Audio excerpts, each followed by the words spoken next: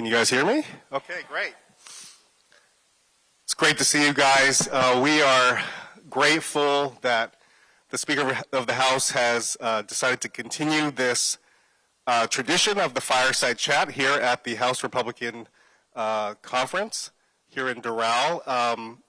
We also thank the Congressional Institute for having us. You have had a meteoric rise in American politics, starting from the days when I first met you at the Republican Study Committee, obviously catapulted into the Speaker's office. Now you find yourself in the middle of a war with Iran.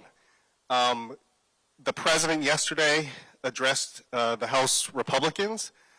He talked about a short-term excursion, but in the same breath, in talking about Iran, he said that should Iran continue its blockade of the Strait of Hormuz, that death, fire, and fury would rain upon them. Not the nicest words. How do you see the war playing out, Mr. Speaker?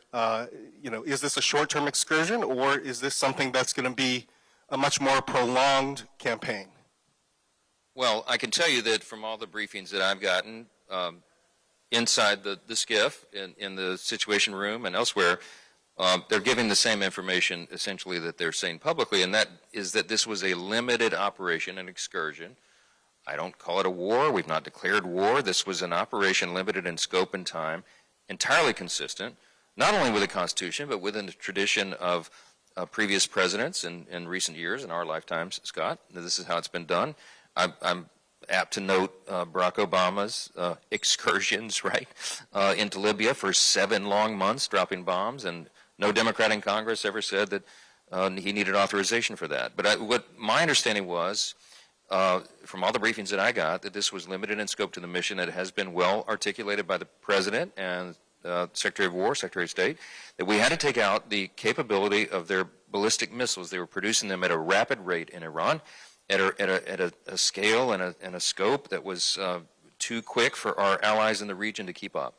And it presented a real and imminent danger. We had information that they might well fire on us, and it was imminent, and that it would hit our personnel, our citizens, our installations there, our equipment, and we could not wait for mass casualties on the American side before the Commander-in-Chief decided that he had to strike, and so that's what this was. So take out the capability of the ballistic missiles, their nuclear ambitions, which goes along with that, and then decapitate their Navy, and it, in my estimation, and from everything I know, Scott, we're very close to completing that mission, so I think it will be very short term, as the President said as recently as, 12 or 18 hours ago here. Okay, but if this does drag out for a month, 2 months, 3 months, is there a role for Congress then to step in and either do a war powers resolution or a formal declaration of war? What is the, at what point does Congress need to assert itself? We'll have to see. We have asserted ourselves. The President,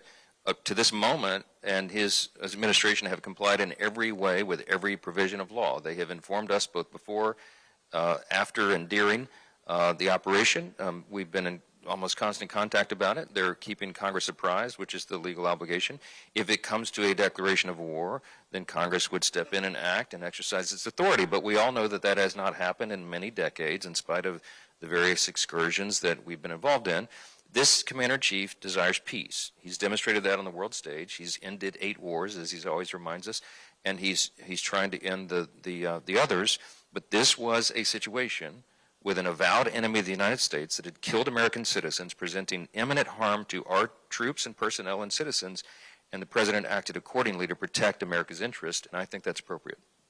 The President yesterday also talked about that this was a beginning of building a new country. Mike McCall told my colleague over here, Kyle from NBC, that we are very good at breaking things. We're not very good at putting them back together. Do you support nation building in Iran? Do you think that's something that we should be involved in? I don't. I don't think it's our role. Look, it has long been noted, everyone around the world, all my colleagues at the G7, the G20, the speakers of the parliaments, the free countries around the world, everybody acknowledges, we talk about this publicly and privately, that America has a very important role to play in the world. We have held this position since World War II.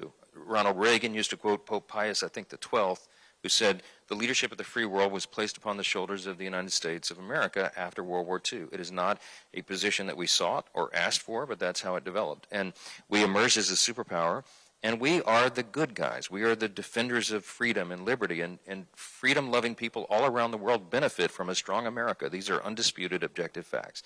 Does that mean that we should be intervening everywhere around the world in nation building and doing all these other endeavors? No, because we don't have the resources or the appetite to do that. That's not our responsibility. Our responsibility, in my view, is to project peace through strength.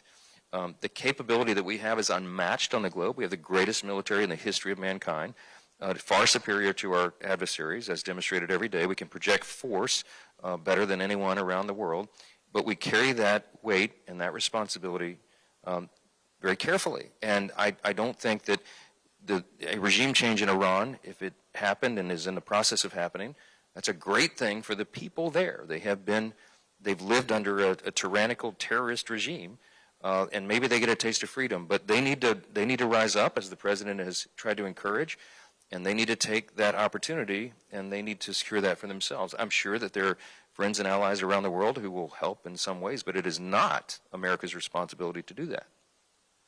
I know you speak with the president almost on a daily basis. You had him, you spoke to him just here yesterday at Doral. Given how quickly this situation in Iran is moving, have you had any conversations with him today? He, ironically, he called me when I was on stage presenting about 3 hours ago, and I turned it over to Steve Scalise, and I walked off stage to get it, and then he was on another call. So we're playing phone tag right now. I don't know. Okay, so nothing you can share? Not in the last few hours, Scott. I'm not going to break news. Okay. You mentioned earlier today the supplemental that you are expecting the White House to request from the Congress. You said that is inevitable. Are there any other details you can share with us about the scope of that, or how soon we might see that supplemental?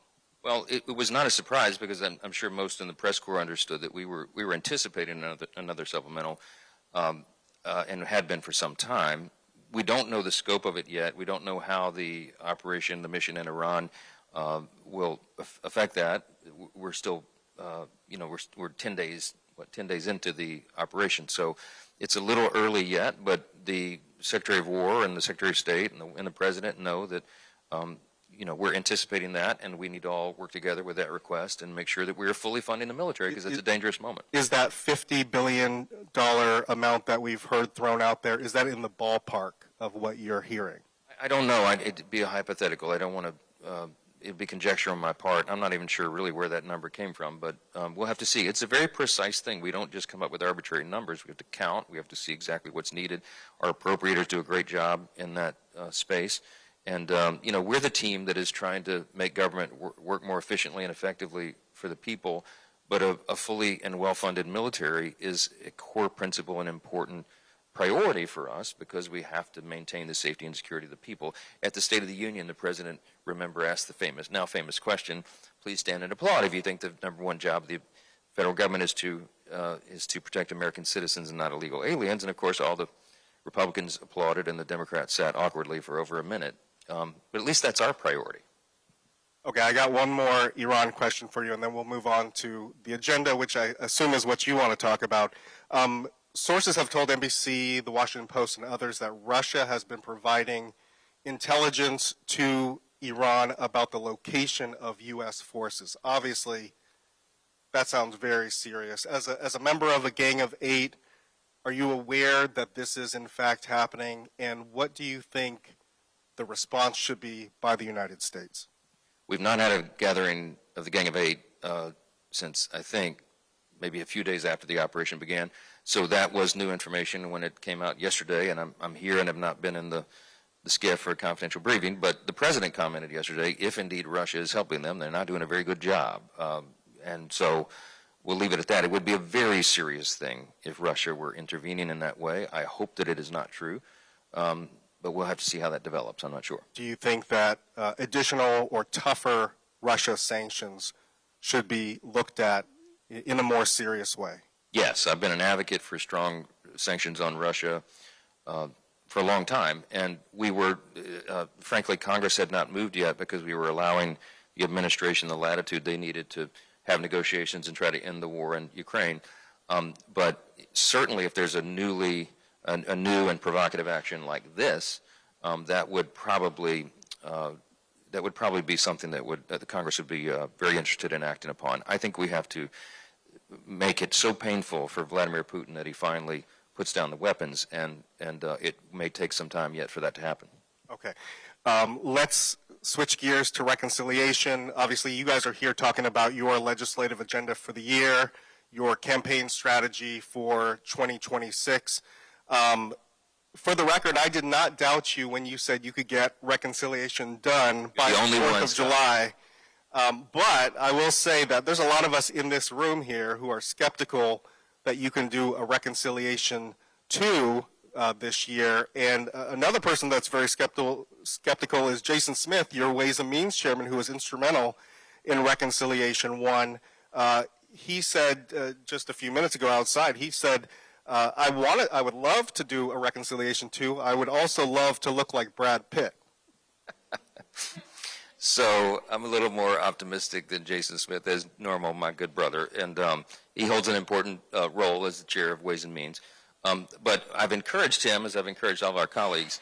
Yeah, I mean, look, let's be realistic about it. It will not be as big, but it can be just as beautiful. Reconciliation 2.0 can be just as beautiful. I am in the process, as is necessary, in a single vote, razor-thin margin majority like I have, to find consensus, basically to find unanimity. And so we have a big whiteboard. This is not a metaphorical thing. Like, we literally have a big whiteboard. There are circles drawn on it. There's about 7 primary caucuses inside the House Republican Conference. And I'm working on a Venn diagram to see where all those circles join in the middle and what those small subset of issues are, where we can literally get every Republican vote, because that's what's required. So it takes a lot of time and effort. I would have loved to have unveiled that package this weekend, but we're not that yet there, because I have a few little pockets of people who have concerns about different aspects of it. So it's a long process, but I think we put that together. It'll be much smaller in scope, but I do think that it's something that is still a priority for the leadership team. It certainly is for me. And part of the reason is very practical, Scott, because there's a wide chasm between the two parties right now.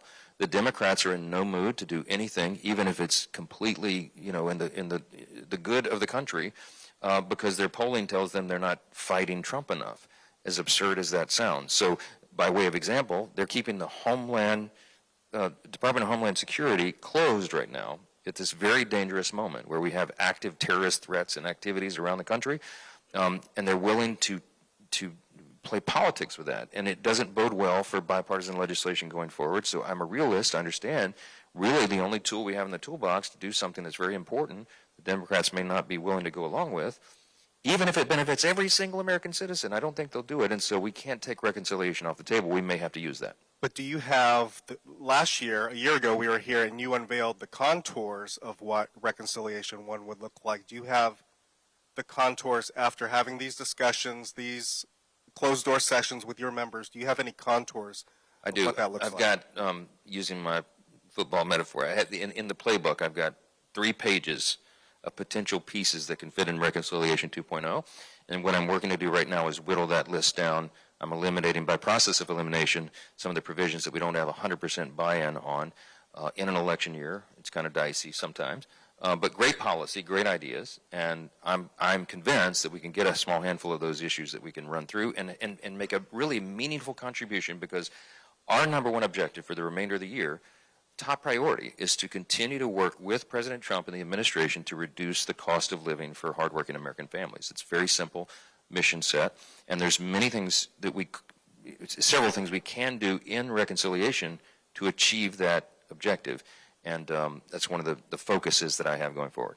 Okay, so no specific topics that you're ready to share with us today? No, but stay tuned. We're getting very close to that. Okay, we have heard the president speak almost on a daily basis now about the Save America Act. We heard him just last night at his press conference. This is passed the House. This would require voter IDs at the ballot box, proof of citizenship, when people register to vote. But now Trump has thrown a wrinkle into this saying that it should also include things like no men and women's sports and no gender transition surgeries for children. So how do you anticipate you would tackle that? Are you going to re-vote on a new version of the Save America Act? Well, I was talking with the president about that last night. Clearly, we all agree on those objectives, and it is aptly named the Save America Act because those are two additional provisions that are about 90-10 issues with the public, and they expect and anticipate that Congress would do the right thing and protect the country with those provisions. Can we squeeze it into the existing bill and send an amended version over to the Senate? I mean, I think we can do that in the House. We're looking at the mechanisms to do it. If the Senate were able to move the existing legislation that we've already sent over, I suppose it's possible they could amend it there and send it back to us in a different form, and we pass it then. I have to work with Leader Thune on that. I don't tell him how to run the Senate, and he doesn't tell me how to run the House, but we do, coordinate as best we can, and I know he's got. I would assume that every Republican in the Senate is in favor of the provisions you just named. Half of them, I mean, not half of them, almost all of them are co-sponsors on the original SAVE Act.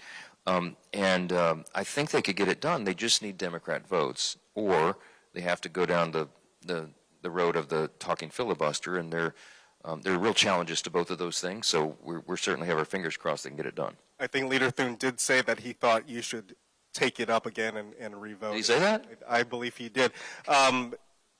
All right, President, what you asked for.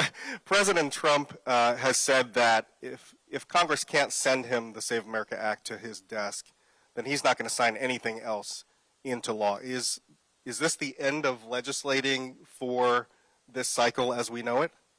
No, it's not. And I'll talk with him about that. We'll work with him, as you know, under the Constitution. If legislation was sent to the president's desk and he didn't sign it for 10 days, it would become law automatically. So, but I understand what he's trying to emphasize: the importance of this priority, how critical it is to not just to him, but to the American people and to all of us. And so, it takes no convincing among House Republicans to agree to that priority. But I think he wants to send a signal to the Senate in particular that he's very serious about this, and I think the signal's been received.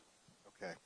Let's change gears to the midterms. I remember right before the 2024 election, we were in Hellertown, Pennsylvania, at a Ryan McKenzie event at the old Steel Club. I don't know if you remember. It's probably all a blur to you because you go to so many of these campaign events.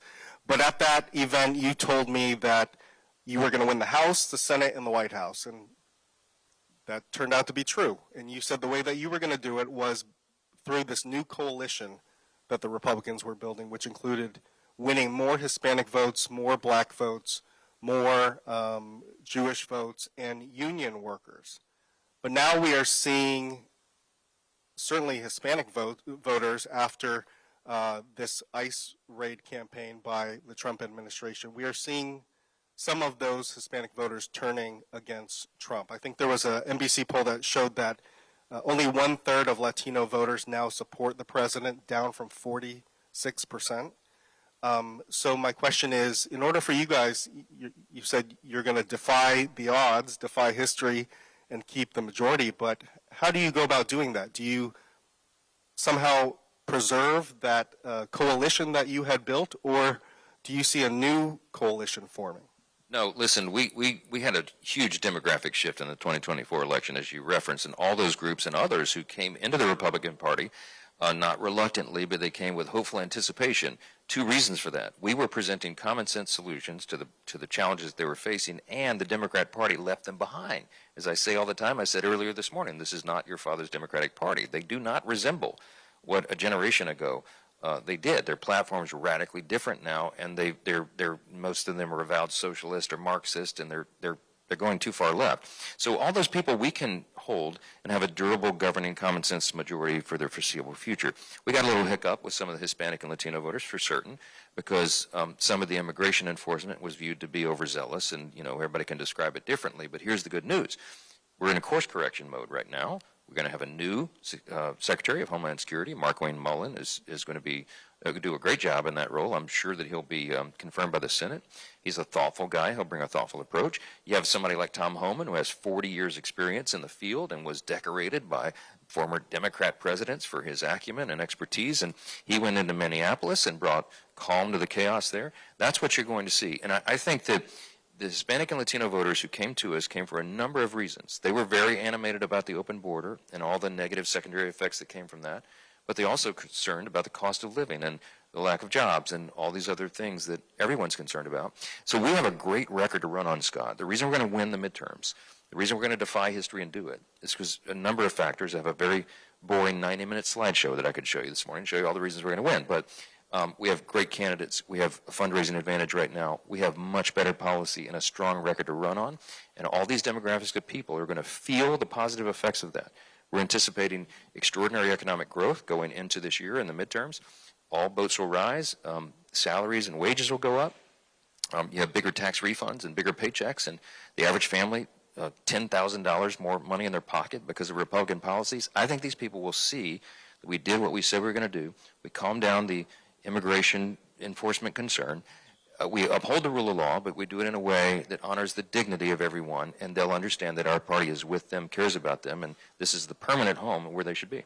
Okay, but if you, if history stands, you know the party in power always loses seats in the midterms, and you have barely any seats that you can afford to lose. If you do lose the midterms and you lose the majority in the House, will you follow in the path of Nancy Pelosi, who decided to remain and run for minority leader with the path later on to return to the speakership? Or will you say, look, I've reached the pinnacle of American politics. I've done all I can do. I've exceeded expectations from everybody around me, and I'm going to ride off into the sunset. There's no riding off in the sunset. There's too much to do. And I don't think about alternatives. I am laser focused on the goal like I have been everything. They have written my epitaph 20 times. They said that I wouldn't last 3 weeks, then it wouldn't last 3 months as Speaker. I think we're almost 2.5 years in now. They said we couldn't do the big, beautiful bill. They said we wouldn't win the midterms in 2024. I got headlines from some of your outlets the night before the election in 2024 saying we're going to lose the majority. I don't buy it. I don't believe it. I look straight ahead. I focus on the vision and the goal, and we get it done every single time. We're going to do it again. Here's why this is different. History is going to be different this time. It's going to be defied, the trend, lots of reasons for it, but among them is that we've never had a midterm like we're having right now. First of all, the chasm between the two parties has never been so wide. This is a choice election, as I articulated earlier today, between common sense and crazy. And in every metric of public policy, we'll be able to demonstrate that, show that we did it in word and deed. We did the right thing for the American people, and they will appreciate that. We also have a president. There never before, Scott, you can't name a time in history when a second-term president who is not on the ballot again, in the middle of his second term, has been so active like President Trump is going to be. He's engaged. He's going to run like it's 2024. He's going to do the rallies and do the events, and he's already doing it now. He's going to be heavily involved, and he is still the turnout machine for our side, as well as the other side. I acknowledge that. But the president's going to be deeply involved in it because he understands the stakes are so high. The American people are going to understand he is on the ballot, at least in a metaphorical sense. Because if we were to lose the midterms, everybody knows the chaos that would ensue. So I think there's so many factors in our favor.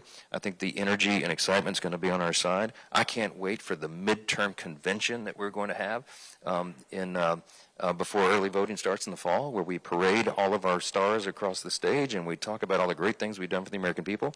This is a midterm like none other. So I'm telling you, do not bet against the House Republicans. I've told you all that before. I'm telling you again. All right. Remember I said this. Taylor's giving me the hook here. I got a lightning round, 30 seconds. Best part of being Speaker of the House? The collection of sports memorabilia. I get the coolest stuff when people bring. Y'all should come in. I got every LSU thing, every championship thing now, and people give me little. I've seen your cool football and jerseys before. Awesome. Worst part of the job? I don't know. I don't focus on that, but it's difficult. It really is about a 20 to 22 hour endeavor at this point. It's very complicated, very widespread set of responsibilities, but I'm not complaining. I'm honored to have the position, and I'm going to do my duty and the best I can every day. Somebody that you rely on for counsel in the House Republican Conference, other than Scalise, Emmer, Lisa McClain? It's a wide array of members. I'm very close to my classmates. We all came in together. I'm going to miss a guy like Jody Arrington, for example, who's leaving us soon, and Daryl Ice has been a great friend and advisor. We're losing some real talent in retirements, but I'm happy for them. And I'll say, in spite of the false narrative, there's only 5 competitive Republican seats that someone is retiring out of, only 5. And in 2018, we were in, I think it was maybe 22 or 23 seats that was in that category. So we're comfortable about that. We know we can win the seats where people are leaving, but some of the wise counsel is leaving the building. I'm going to miss them. And finally, finish this sentence. My relationship with Hakeem Jeffries can best be described as Collegial. I like Hakeem as a person. We have very different worldviews and very different policies, but we get along well because I think we understand one another, have some sympathy for one another, and we have a lot more in common on a personal side than most people recognize. So I like Hakeem a lot. Mr. Speaker, thank you so much for your time. Thanks to all of you for being here and to the Congressional Institute for having us. Thanks for doing it. Nice jacket.